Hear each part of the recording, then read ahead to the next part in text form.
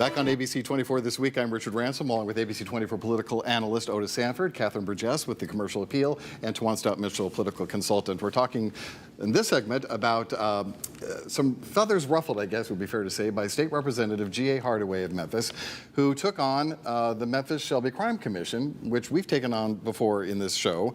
But he says it's time for some big changes there, including at the top. He said, quote, "We need a real crime commission." We keep looking at him, he's talking about Bill Gibbons, who runs it, and his buddies for solutions to the problems they created. It ain't gonna happen. Of course, Bill Gibbons responded to that and said that the representative is not informed on the different latest things that the Crime Commission has done, including a new approach in 2022 last year to address different, look at different ways of out-of-the-box ways to solve crime, things other cities are doing, best practices, what have you. Whose side are you on, Tawan? Well, I think what Representative G.A. Hardaway said is what a lot of people are thinking. But it is a nonprofit organization, and they have a right to be, and people have a right to waste their money if they want to waste their money.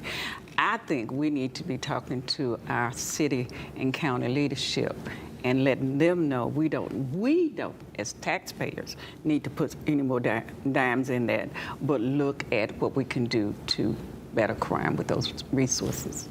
Otis, there's always been, I don't know, it's always just been a little bit fishy. I mean, they release these crime statistics on a regular basis.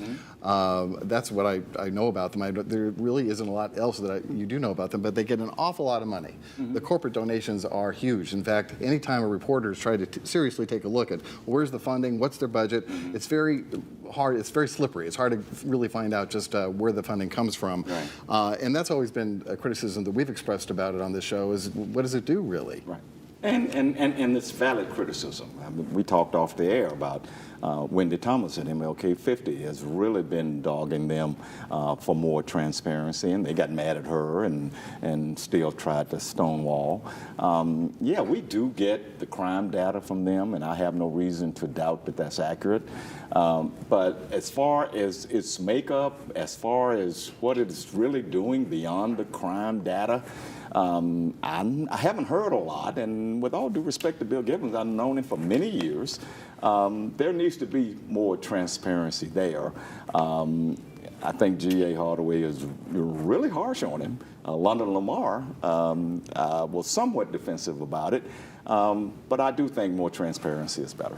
Well, London Lamar is one of several state lawmakers and other politicians who sit on this 50-member board. How many nonprofits do you cover, Catherine, that have 50 members on the board? I can't think of one. I can't think of a single one. Either.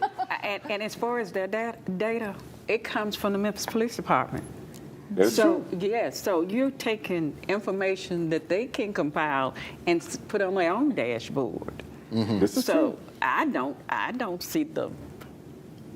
I don't know the I don't know the value in this either, but like I said, it's a nonprofit and they have a right to be, and if they want to continue to waste money, they can do that. But I think city dollars and tax dollars of county residents, we need to look at how we can strengthen our police forces in other ways. All right, well, I got to leave it there, but thank you so much, all three of you, for being here and giving us your perspective, Otis, Catherine, and Tawan. And thank you at home for being here as well. We'll see you next week for ABC24 This Week.